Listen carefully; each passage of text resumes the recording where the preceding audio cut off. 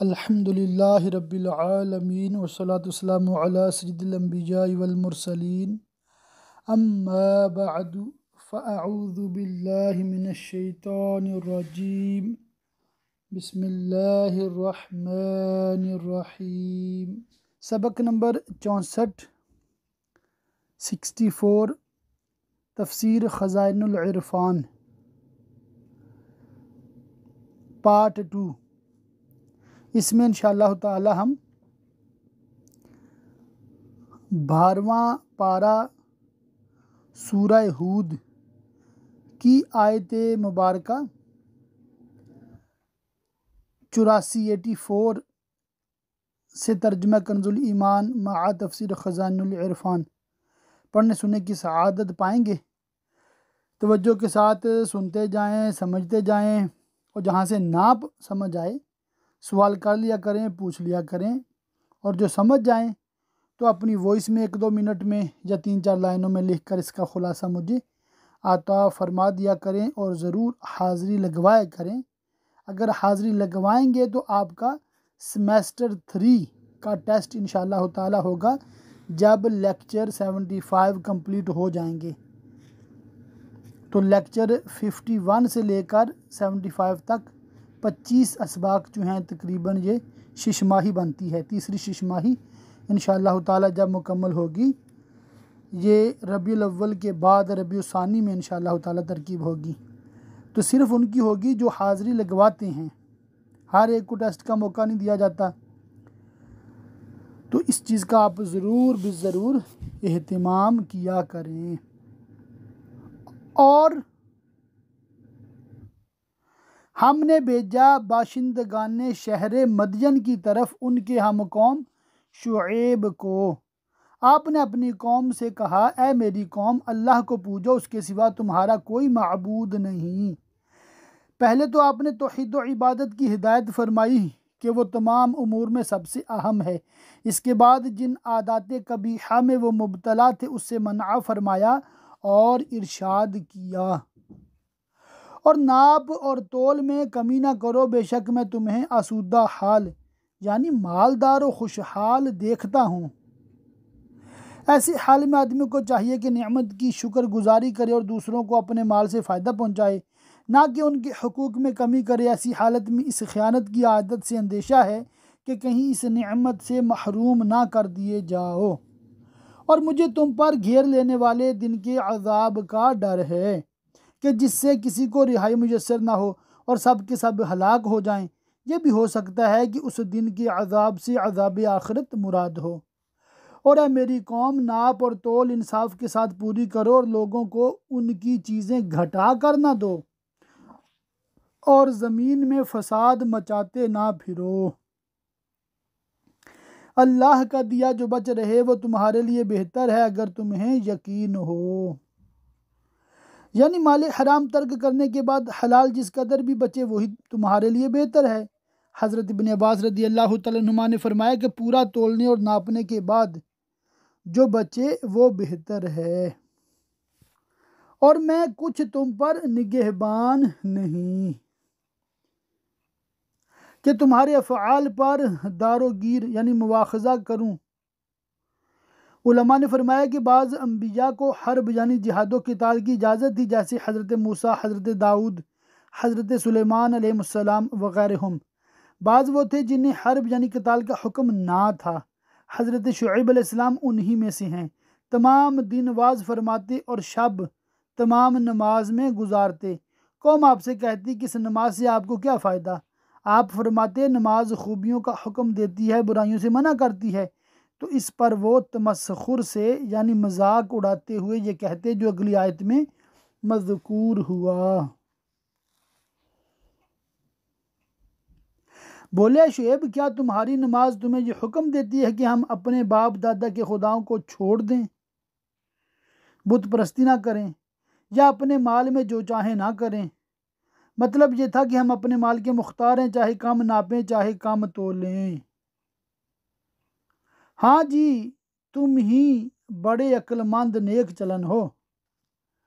کہا ہے میری قوم، بھلا بتاؤ تو اگر میں اپنے رب کی طرف سے ایک روشن دلیل پر ہوں، بصیرت و ہدایت پر، اور اس نے مجھے اپنے پاس سے اچھی روزی دی، یعنی نبوت اور رسالت یا مال حلال اور ہدایت و معرفت، تو یہ کیسے ہو سکتا ہے کہ میں تمہیں بت پرستی اور گناہوں سے منع نہ کروں؟ کیونکہ انبیاء اسی لیے بھیجے جاتے ہیں، اور میں نہیں چاہتا کہ جس بات سے تمہیں منع کرتا ہوں آپ اس کا خلاف کرنے لگوں۔ امام فخر الدین رازی علیہ الرحمہ نے فرمایا کہ قوم نے حضرت شعیب علیہ السلام کے حلیم و رشید ہونے کا اعتراف کیا تھا، اور ان کا یہ کلام استہزاء یعنی مذاق نہ تھا، بلکہ مدعا یہ تھا کہ آپ باوجود حلم و کمال عقل کے ہم کو اپنے مال میں اپنے حسب مرضی تصرف کرنے سے کیوں منع فرماتی ہیں؟ اس کا جواب جو حضرت شعیب علیہ السلام نے فرمایا اس کا حاصل یہ ہے کہ جب تم میرے کمال عقل کے معترف ہو تو تمہیں یہ سمجھ لینا چاہیے کہ میں نے اپنے لیے جو بات پسند کی ہے وہ وہی ہوگی جو سب سے بہتر ہو، اور وہ خدا کی توحید اور ناپ تول میں ترک خیانت ہے۔ میں اس کا پابندی سے عامل ہوں، تو تمہیں سمجھ لینا چاہیے کہ یہی طریقہ بہتر ہے۔ میں تو جہاں تک بنے سنوارنا ہی چاہتا ہوں، اور میری توفیق اللہ ہی کی طرف سے ہے۔ میں نے اسی پر بھروسہ کیا اور اسی کی طرف رجوع ہوتا ہوں۔ اور اے میری قوم، تمہیں میری ضد یہ نہ کموا دے، برا کام کرا دے کہ تم پر پڑے جو پڑا تھا نوح کی قوم یا ہود کی قوم یا صالح کی قوم پر، اور لوط کی قوم تو کچھ تم سے دور نہیں۔ انہیں کچھ زیادہ زمانہ نہیں گزرا، نہ وہ کچھ دور کے رہنے والے تھے، تو ان کے حال سے عبرت حاصل کرو، اور اپنے رب سے معافی چاہو، پھر اس کی طرف رجوع لاؤ، بے شک میرا رب مہربان محبت والا ہے۔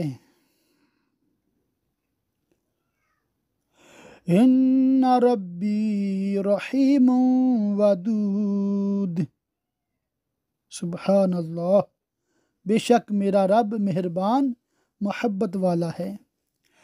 بولے اے شعیب، ہماری سمجھ میں نہیں آتی تمہاری بہت سی باتیں، اور بے شک ہم تمہیں اپنے میں کمزور دیکھتے ہیں کہ اگر ہم آپ کے ساتھ کچھ زیادتی کریں تو آپ میں مدافعت کی طاقت نہیں، اور اگر تمہارا کنبہ نہ ہوتا جو دین میں ہمارا موافق ہے اور جس کو ہم عزیز رکھتے ہیں، تو ہم نے تمہیں پتھراؤ کر دیا ہوتا، اور کچھ ہماری نگاہ میں تمہیں عزت نہیں۔ کہا ہے میری قوم، کیا تم پر میرے کنبے کا دباؤ اللہ سے زیادہ ہے کہ اللہ کے لیے تو تم میرے قتل سے باز نہ رہے اور میرے کنبہ کی وجہ سے باز رہے، اور تم نے اللہ کے نبی کا تو احترام نہ کیا اور کنبے کا احترام کیا، اور اسے تم نے اپنی پیٹھ کے پیچھے ڈال رکھا اور اس کے حکم کی کچھ پرواہ نہ کی۔ بے شک جو کچھ تم کرتے ہو سب میرے رب کے بس میں ہے، اور اے قوم تم اپنی جگہ اپنا کام کیے جاؤ، میں اپنا کام کرتا ہوں۔ اب جاننا چاہتے ہو کس پر آتا ہے وہ عذاب کہ اسے رسوا کرے گا، اور کون جھوٹا ہے۔ اپنے دعاوی یعنی دعووں میں، یعنی تمہیں جلد معلوم ہو جائے گا کہ میں حق پر ہوں یا تم، اور عذاب الہی سے شقی کی شقاوت یعنی بدبخت کی بدبختی ظاہر ہو جائے گی۔ اور انتظار کرو عاقبت امر اور انجام کار کا، میں بھی تمہارے ساتھ انتظار میں ہوں۔ اور جب ان کی عذاب اور ہلاک کے لیے ہمارا حکم آیا، ہم نے شعیب اور اس کے ساتھ کے مسلمانوں کو اپنی رحمت فرما کر بچا لیا، اور ظالموں کو چنگھاڑنے آ لیا۔ حضرت جبریل علیہ السلام نے ہیبت ناک آواز سے کہا، موتو جمیعا، سب مر جاؤ۔ اس آواز کی دہشت سے ان کے دم نکل گئے اور سب مر گئے، تو صبح اپنے گھروں میں گھٹنوں کے بل پڑے رہ گئے، گویا کبھی وہاں بسے ہی نہ تھے۔ ارے دور ہوں مدین جیسے دور ہوئے سمود۔ اللہ کی رحمت سے حضرت ابن عباس رضی اللہ تعالیٰ عنہما نے فرمایا کہ کبھی دو امتیں ایک ہی عذاب میں مبتلا نہیں کی گئیں، بجز حضرت شعیب و صالح علیہ السلام کی امتوں کے، لیکن قوم صالح کو ان کے نیچے سے ہولناک آواز نے ہلاک کیا اور قوم شعیب کو اوپر سے۔ اور بے شک ہم نے موسیٰ کو اپنی آیتوں یعنی معجزات اور صریح غلبے کے ساتھ فرعون اور اس کے درباریوں کی طرف بھیجا، تو وہ فرعون کے کہنے پر چلے اور کفر میں مبتلا ہوئے اور حضرت موسیٰ علیہ السلام پر ایمان نہ لائے۔ اور فرعون کا کام راستی یعنی درست و دیانتداری کا نہ تھا، وہ کھلی گمراہی میں تھا، کیونکہ باوجود بشر ہونے کے خدائی کا دعویٰ کرتا تھا اور اعلانیہ ایسے ظلم اور ایسی ستم گاریاں کرتا تھا جس کا شیطانی کام ہونا ظاہر اور یقینی ہے، وہ کہاں اور خدائی کہاں۔ اور حضرت موسیٰ علیہ السلام کے ساتھ رشد و حقانیت تھی، آپ کی سچائی کی دلیلیں آیات ظاہرہ و معجزات باہرہ یعنی صاف صاف آیتیں اور زبردست معجزات۔ وہ لوگ معائنہ کر چکے تھے، پھر بھی انہوں نے آپ کی اتباع سے منہ پھیرا اور ایسے گمراہ کی اطاعت کی، تو جب وہ دنیا میں کفر و دلال میں اپنی قوم کا پیشوا تھا، ایسے ہی جہنم میں ان کا امام ہوگا۔ اپنی قوم کے آگے ہوگا قیامت کے دن، تو انہیں دوزخ میں لا اتارے گا جیسا کہ انہیں دریائے نیل میں لا ڈالا تھا، اور وہ کیا ہی برا گھاٹ اترنے کا، اور ان کے پیچھے پڑی اس جہان میں لعنت، اور قیامت کے دن یعنی دنیا میں بھی ملعون اور آخرت میں بھی ملعون۔ کیا ہی برا انعام جو انہیں ملا۔ یہ بستیوں یعنی گزری ہوئی امتوں کی خبریں ہیں کہ ہم تمہیں سناتے ہیں کہ تم اپنی امت کو ان کی خبریں دو تاکہ وہ ان سے عبرت حاصل کریں۔ ان بستیوں کی حالت کھیتیوں کی طرح ہے کہ ان میں کوئی کھڑی ہے، اس کے مکانوں کی دیواریں موجود ہیں، کھنڈر پائے جاتے ہیں، نشان باقی ہیں، جیسے کہ عاد و سمود کے دیار یعنی بستیاں۔ اور کوئی کٹ گئی یعنی کٹی ہوئی کھیتی کی طرح بالکل بے نام و نشان ہو گئی اور اس کا کوئی اثر باقی نہ رہا، جیسے کہ قوم نوح علیہ السلام کے دیار۔ اور ہم نے ان پر ظلم نہ کیا بلکہ خود انہوں نے کفر و معاصی کا ارتکاب کر کے اپنا برا کیا، تو ان کے معبود جنہیں جہل و گمراہی سے اللہ کے سوا پوجتے تھے، ان کے کچھ کام نہ آئے، اور ایک شمع یعنی تھوڑا سا بھی عذاب دفع نہ کر سکے جب تمہارے رب کا حکم آیا، اور ان بتوں اور جھوٹے معبودوں سے انہیں ہلاک کے سوا کچھ نہ بڑھا۔ اور ایسی ہی پکڑ ہے تیرے رب کی جب بستیوں کو پکڑتا ہے ان کے ظلم پر، بے شک اس کی پکڑ دردناک کری یعنی سخت ہے۔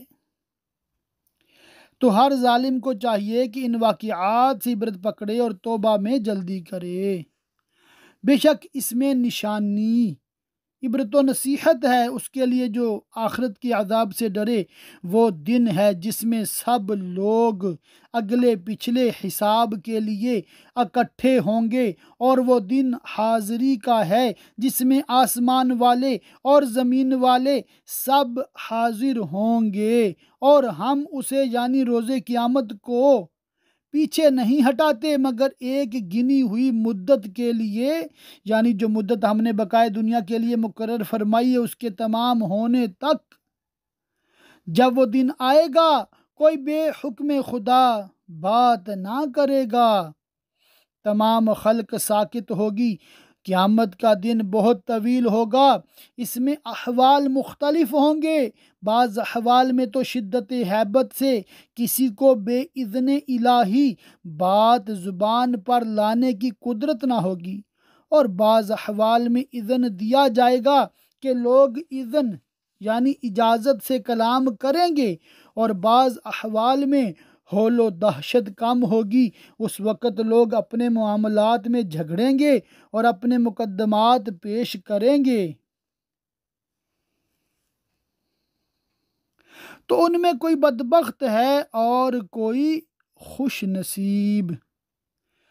شقیق بلخی قدس سرہ نے فرمایا سعادت کی 5 علامتیں ہیں: دل کی نرمی، کثرت گریہ، دنیا سے نفرت، امیدوں کا کوتاہ ہونا، حیا۔ یعنی جس بندے میں یہ 5 علامتیں ہوں وہ سعادت مند ہے۔ اور بدبختی کی علامتیں بھی 5 چیزیں ہیں: دل کی سختی، آنکھ کی خشکی یعنی عدم گریہ، نہ رونا، دنیا کی رغبت، دراز امیدیں، بے حیائی۔ یعنی کہ بدبخت بندہ جو ہے اس میں یہ نشانیاں ہوتی ہیں۔ الامان والحفیظ۔ اللہ تعالی ہمیں اپنے سعادت مند بندوں میں شامل کرے، ہر قسم کی بدبختی، محرومی سے اللہ تعالی ہمیں محفوظ رکھے، آمین آمین آمین، بجاہ النبی الامین وصلی اللہ تعالی علیہ وآلہ وصحبہ وبارک وسلم۔ تو وہ جو بدبخت ہیں وہ تو دوزخ میں ہیں اور اس میں گدھے کی طرح رینکیں یعنی چیخیں چلائیں گے اور اس میں رہیں گے جب تک آسمان و زمین رہیں، مگر جتنا تمہارے رب نے چاہا اتنا اور زیادہ رہیں گے، اور اس زیادتی کی کوئی انتہا نہیں، تو معنی یہ ہوئے کہ ہمیشہ رہیں گے، کبھی اس سے رہائی نہ پائیں گے۔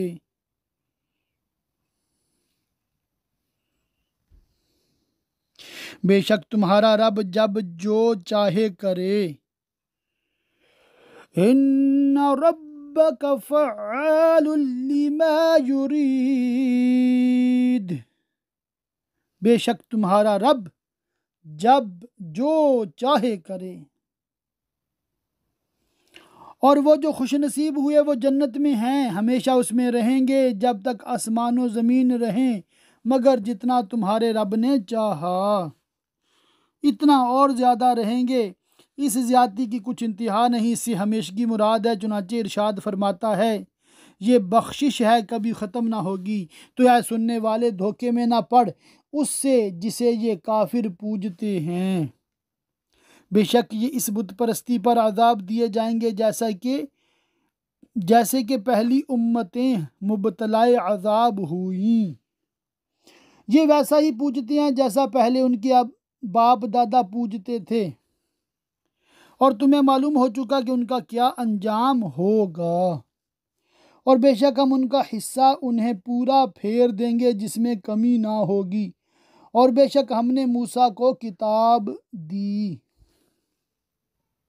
یعنی توریت، تو اس میں پھوٹ پڑ گئی، بعض اس پر ایمان لائے اور بعض نے کفر کیا۔ اگر تمہارے رب کی ایک بات کہ ان کے حساب میں جلدی نہ فرمائے گا، مخلوق کے حساب و جزا کا دن روز قیامت ہے، پہلے نہ ہو چکی ہوتی تو جبھی ان کا فیصلہ کر دیا جاتا اور دنیا ہی میں گرفتار عذاب کیے جاتے، اور بے شک وہ اس کی طرف سے یعنی آپ کی امت کے کفار قرآن کریم کی طرف سے دھوکہ ڈالنے والے شک میں ہیں، جس نے ان کی عقلوں کو حیران کر دیا ہے، اور بے شک جتنے ہیں تمام خلق تصدیق کرنے والے ہوں یا تکذیب کرنے والے، روز قیامت ایک ایک کو تمہارا رب اس کا عمل پورا بھر دے گا، اسے ان کے کاموں کی خبر ہے۔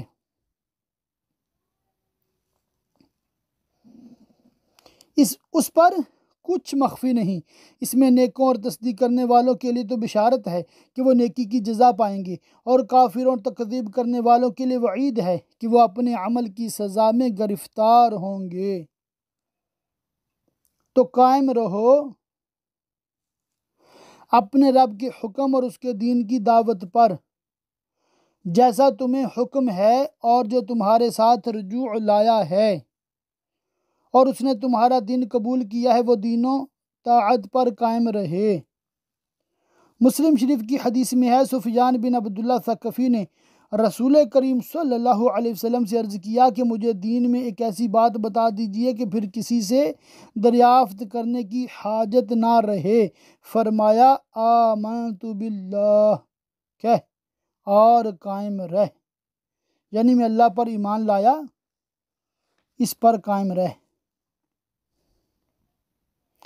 اور اے لوگو سرکشی نہ کرو، بے شک وہ تمہارے کام دیکھ رہا ہے، اور ظالموں کی طرف نہ جھکو۔ کسی کی طرف جھکنا اس کے ساتھ میل محبت رکھنے کو کہتے ہیں۔ ابو العالیہ نے کہا کہ معنی یہ ہے کہ ظالموں کی اعمال سے راضی نہ ہو۔ سدی نے کہا ان کے ساتھ مداہنت، یعنی باوجود قدرت کے ان کے سامنے دین میں پلپلا پن اختیار نہ کرو۔ قتادہ نے کہا مشرکین سے نہ ملو۔ مسئلہ سے معلوم ہوا کہ خدا کے نافرمانوں کے ساتھ، یعنی کافروں اور بے دینوں اور گمراہوں کے ساتھ میل جول، رسم و راہ، مودت، پیار، محبت، ان کی ہاں میں ہاں ملانا، ان کی خوشامد میں رہنا ممنوع ہے، کہ تمہیں آگ چھوئے گی اور اللہ کے سوا تمہارا کوئی حمایتی نہیں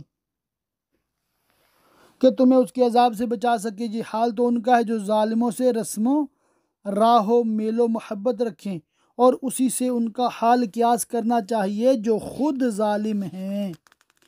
پھر مدد نہ پاؤ گے، اور نماز قائم رکھو دن کے دونوں کناروں سے صبح و شام مراد ہیں۔ زوال سے قبل کا وقت صبح میں اور بعد کا شام میں داخل ہے۔ صبح کی نماز فجر اور شام کی نماز ظہر و عصر ہیں، اور کچھ رات کے حصوں میں، اور رات کے حصوں کی نمازیں مغرب عشاء ہیں۔ بے شک نیکیاں برائیوں کو مٹا دیتی ہیں۔ نیکیوں سے مراد یا یہی پنجگانہ نمازیں ہیں جو آیت میں ذکر ہوئیں، یا مطلق طاعتیں، یا سبحان اللہ والحمد للہ ولا الہ الا اللہ واللہ اکبر پڑھنا۔ مسئلہ آیت سے معلوم ہوا کہ نیکیاں صغیرہ گناہوں کے لیے کفارہ ہوتی ہیں، خواہ وہ نیکیاں نماز ہوں یا صدقہ یا ذکر و استغفار یا اور کچھ۔ مسلم شریف کی حدیث میں ہے کہ 5 نمازیں اور جمعہ دوسرے جمعہ تک، اور ایک روایت میں ہے کہ رمضان دوسرے رمضان تک، یہ سب کفارہ ہیں ان گناہوں کے لیے جو ان کے درمیان واقع ہوں، جب کہ آدمی کبیرہ گناہوں سے بچے۔ شان نزول: ایک شخص نے کسی عورت کو دیکھا اور اس سے کوئی خفیف سی حرکت بے حجابی کی سرزد ہوئی۔ اس پر وہ نادم ہوا اور رسول کریم صلی اللہ علیہ وسلم کی خدمت میں حاضر ہو کر اپنا حال عرض کیا۔ اس پر یہ آیت نازل ہوئی۔ اس شخص نے عرض کیا کہ صغیرہ گناہوں کے لیے نیکیوں کا کفارہ ہونا کیا خاص میرے لیے ہے؟ فرمایا نہیں، سب کے لیے۔ یہ نصیحت ہے نصیحت ماننے والوں کو، اور صبر کرو کہ اللہ نیکوں کا نیک یعنی اجر ضائع نہیں کرتا۔ تو کیوں نہ ہوئے تم میں سے اگلی سنگتوں یعنی قوموں میں، یعنی پہلی امتوں میں جو ہلاک کی گئیں، ایسے جن میں بھلائی کا کچھ حصہ لگا رہا ہوتا کہ زمین میں فساد سے روکتے۔ معنی یہ ہے کہ ان امتوں میں ایسے اہل خیر نہیں ہوئے جو لوگوں کو زمین میں فساد کرنے سے روکتے اور گناہوں سے منع کرتے، اسی لیے ہم نے انہیں ہلاک کر دیا۔ ہاں ان میں تھوڑے تھے وہی جن کو ہم نے نجات دی۔ وہ انبیاء پر ایمان لائے، ان کے احکام پر فرما بردار رہے اور لوگوں کو فساد سے روکتے رہے۔ اور ظالم اسی عیش کے پیچھے پڑے رہے جو انہیں دیا گیا، اور ظالم اسی عیش کے پیچھے پڑے رہے جو انہیں دیا گیا۔ اور تنعم و تلذذ، عیش و لذات اور خواہشات و شہوات کی عادی ہو گئے، اور کفر و معاصی میں ڈوبے رہے، اور وہ گناہ گار تھے۔ اور تمہارا رب ایسا نہیں کہ بستیوں کو بے وجہ ہلاک کر دے اور ان کے لوگ اچھے ہوں۔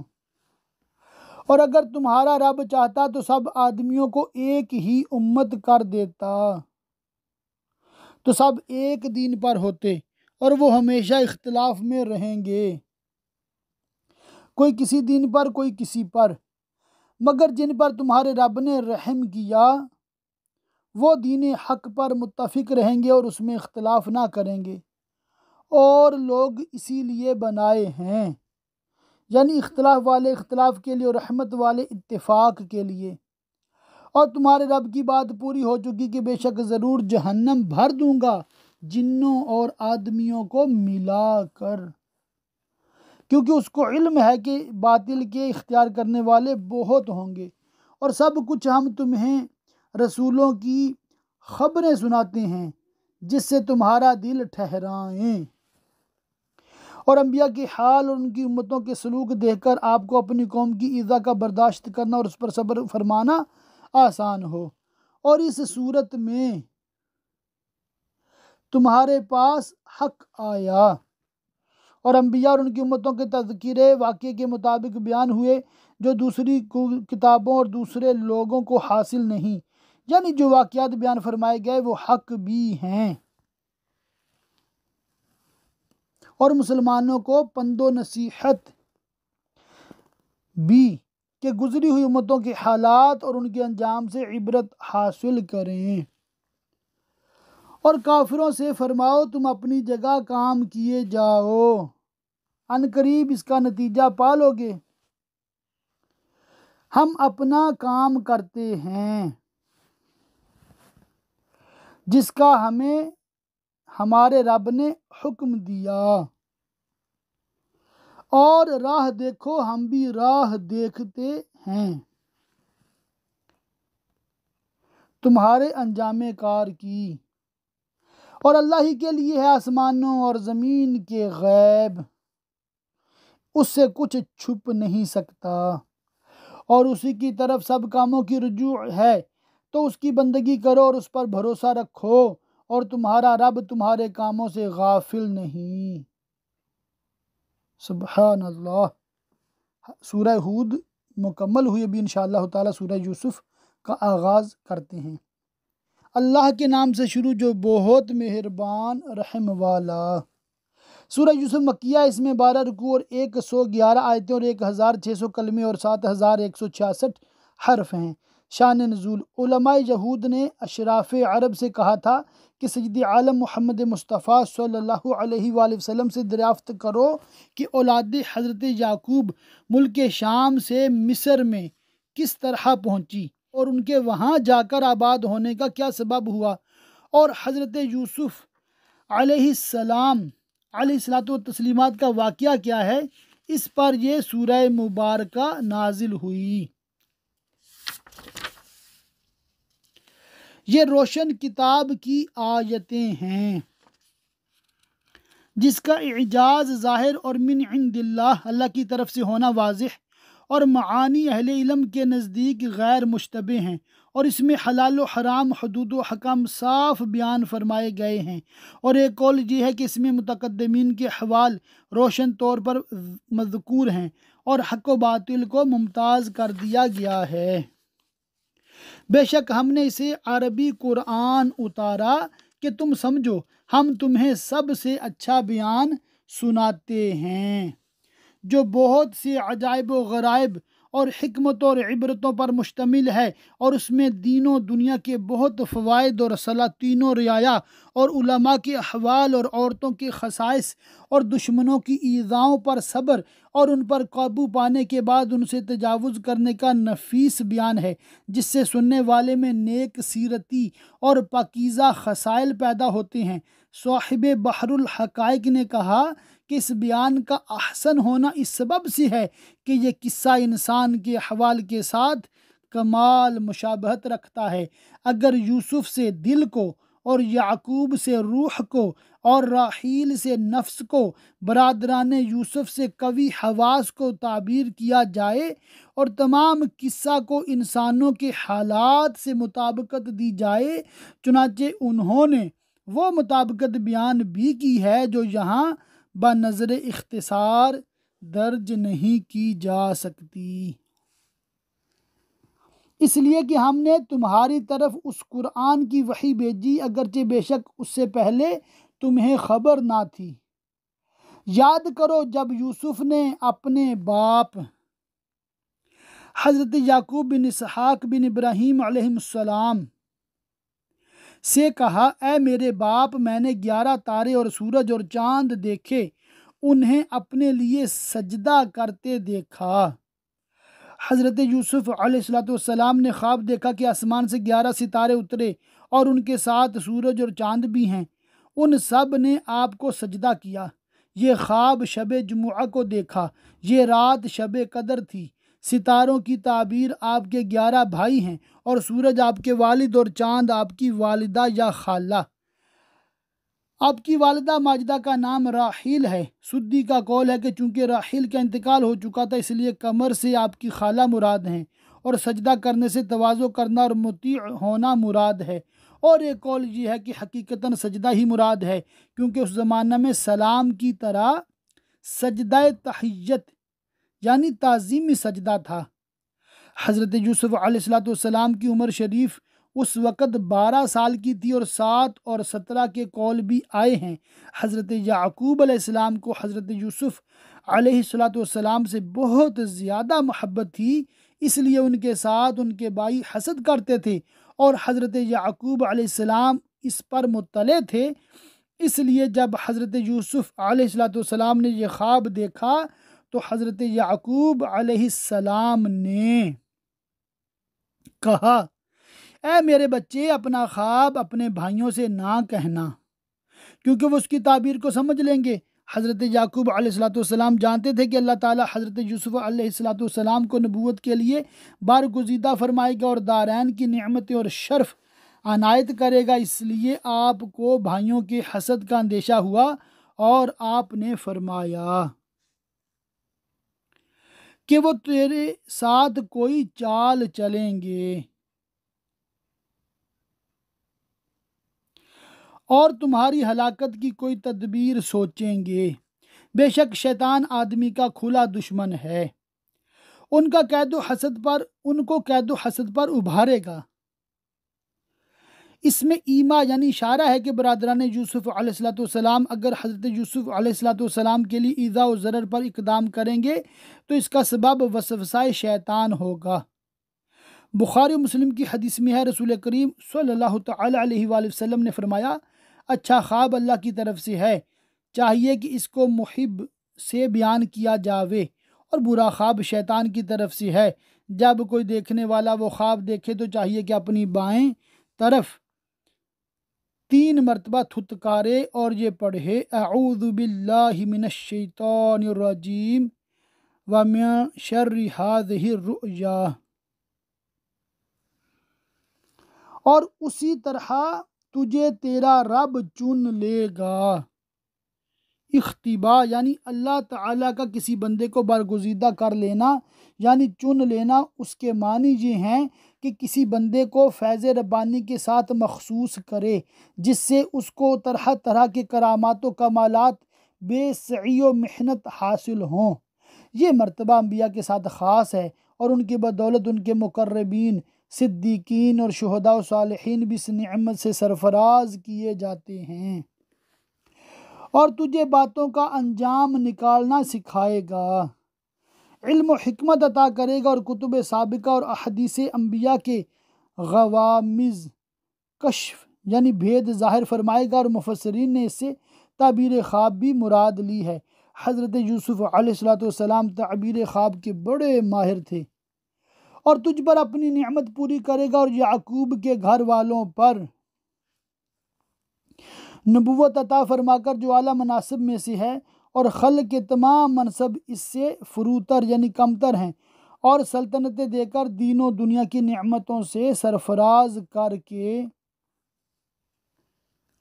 جس طرح تیرے پہلے دونوں باپ دادا ابراہیم اور اسحاق پر پوری کی کہ انہیں نبوت عطا فرمائی۔ بعض مفسرین نے فرمایا اس نعمت سے مراد یہ ہے کہ حضرت ابراہیم علیہ السلام کو نار نمرود سے خلاصی دی اور اپنا خلیل بنایا، اور حضرت اسحاق علیہ السلام کو حضرت یعقوب اور اسباط عنایت کیے۔ بے شک تیرا رب علم و حکمت والا ہے۔ آج کے سبق کو یہیں پر مکمل کرتے ہیں۔ اللہ پاک کی بارگاہ میں دعا ہے کہ اللہ پاک ہمیں علم دین سیکھنے، سمجھنے، یاد رکھنے اور دوسروں تک پہنچاتے رہنے کی توفیق رفیق مرحمت فرمائے۔ آمین بجاہ النبی الامین وصلی اللہ تعالی علیہ وآلہ وصحبہ وبارک وسلم۔